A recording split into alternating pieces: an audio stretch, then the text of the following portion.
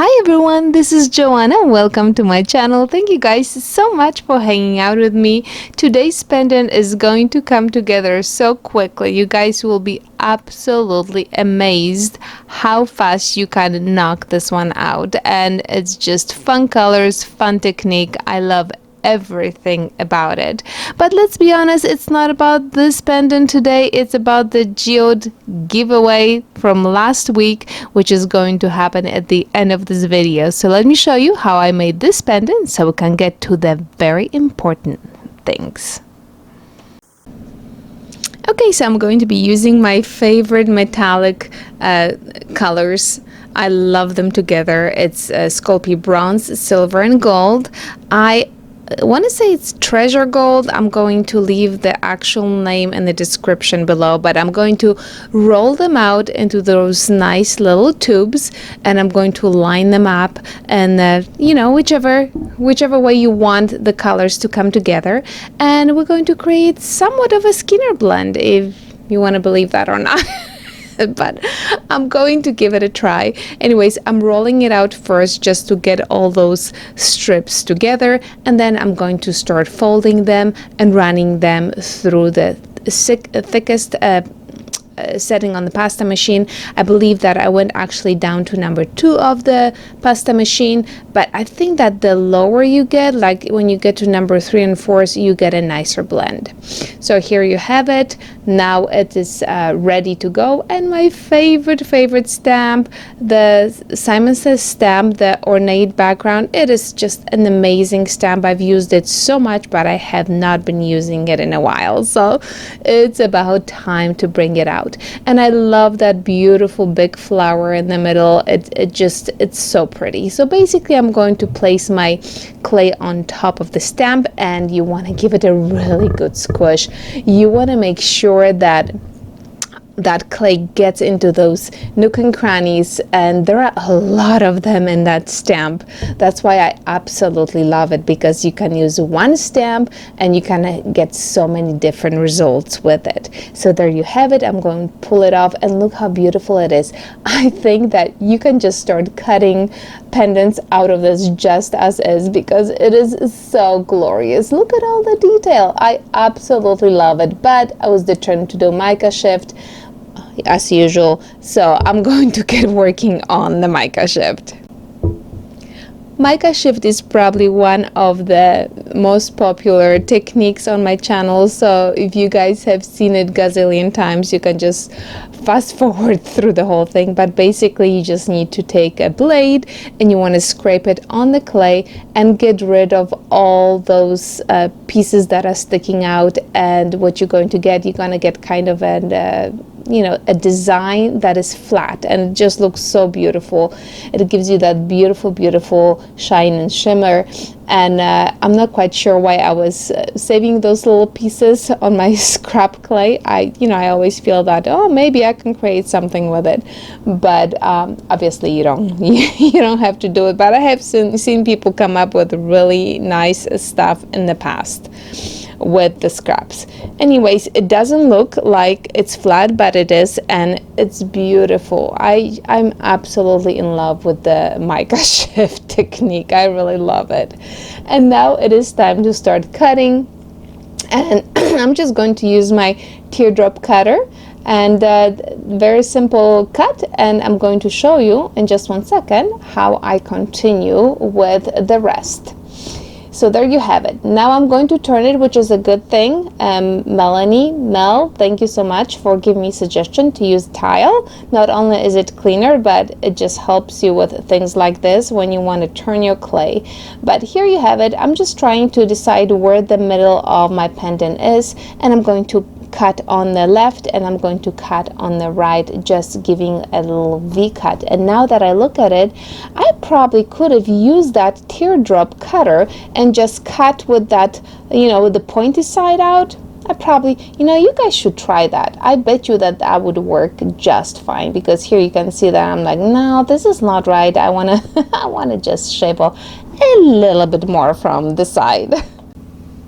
So I think at this point I was happy with it, and I'm grabbing my beads, and the ones that I'm using are just those black metallic ones, the shiny ones. I don't know what you call them.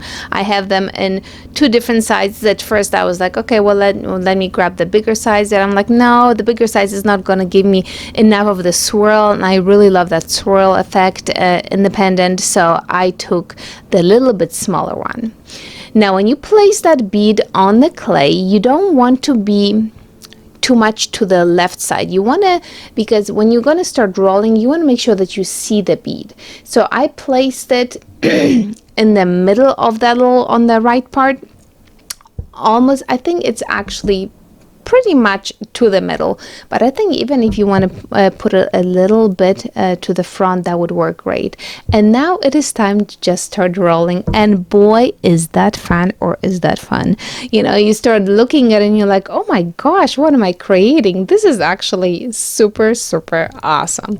And the little bead is just saying hello to you from there. So just keep on rolling this one side, and you're going to see that the pendant is coming together by itself. It's like, oh my goodness, I am creating this pendant. And the other side, the left side, it's just going to kind of close off the pendant. I want to give you guys a little bit of a zoom here so you can see it better, but you basically just gonna around and close it off. And there you have it. There is your pendant. Can you believe that? And you are going to throw it in the oven just as is. I'm going to put it 270 degrees because it's Sculpey for 30 minutes. And then we're going to continue working on it. Alright, so once it was out of the oven, I decided that I'm going to use polyurethane water-based varnish. Now, this one is a new one that I just got from Home Depot because the other one that I had just got really old and really thick. And the reason for that was, I think, because I wasn't closing it well enough, because it just had like this top, metal top that you had to hammer it down when you every time you were done using it. This one has a screwed on top, so I'm hoping that it's going to last me even longer. And you can see that I'm just taking my brush and I'm applying the polyurethane to my pendant, and yes, it's kind of white, but it's going to dry clear. This one is the gloss one. There's like polyurethane matte and satin and gloss, so this one is the gloss, and I'm going to put it all over the pendant. I wanted to see if it's going to look any better than the resin that I usually use on my pendants. So I'm going to put it in the front, I'm going to put it all over. But yeah, don't worry about the white. It is going to dry clear.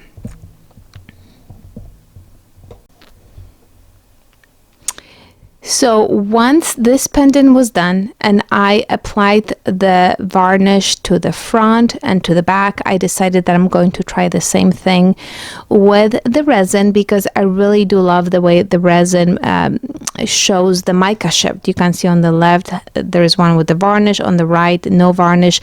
There is really not that much difference, and I know that if I'm going to use resin, I am going to get really that mica shift is going to really pop out. So I'm barely adding resin to my pendant, and I'm concentrating sort of on the bottom part and like slightly on the sides. And basically what I did was I applied the resin to the bottom and the sides like I just said, but the rest of the pendant I just used the polyurethane on it. I didn't want to go up on top too high with the resin because I knew that it was going to run down. But beautiful effect with mica shift, and I let it dry for 24 hours.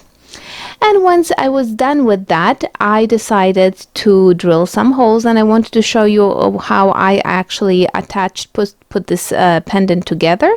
So I'm just drilling a hole at an angle. If you can see, you'll see it probably better in just 1 second. You just want to basically the hole to come out, or the drill bit to come out right there in the center, and you're just going to add your ring to it. And you know, I'm sure you guys are struggling less than I do, and your pendant is going to be ready to be worn. Look at that. 1, 2, 3, and it's all done. I absolutely love the way this came out. Resin in my opinion, is the way to go on mica shift. So I would definitely do the I would probably go with the resin way if I was using metallics. If you're not using metallics, it really doesn't matter. You can use the polyurethane. But look how beautiful they came out, and how quick this project was. I'm so in love with it. I have already worn these pendants this week to work, and I'm so happy with it. But with that being said, let's get started with the important things and the important business of the day, and that's the geode giveaway. Guys, I got so many responses. Thank you so much. And some of you guys got spammed messages supposedly from me, and of course those messages were not from me. So I would never ask you guys for any information. If you have any information to give to me, you can email it to me directly on the email that is attached to my YouTube account, and that's it. So with that being said, let's pull out some names. And I cannot even tell you how excited I was when I was mixing all those names. There are so many of you guys, and there you have it. Here it goes. Okay, let's see who that is. And our first winner is Leanne Hale. Okay, Leanne, go to About section on my YouTube channel, email me your home address, and I will send you that pendant. But hold on, guys, I am pulling another name just because I had an extra pendant. So there you have it. Let's wait for the second name just because we can do it, and it is Carol Hammond. Carol, thank you guys so much for playing. Thank you so much, Leanne. Both of you guys can shoot me an email with your home address, and I make sure that I'll send you your goodies your way. With that being said, thank you guys, everyone, for playing. It was so much fun, and we're going to do that again, but next time around, I am not going to be advertising it in my description or the title of the video so that we don't get those nasty spammers. With that being said, have a wonderful day, guys. Until next time. Ta-da!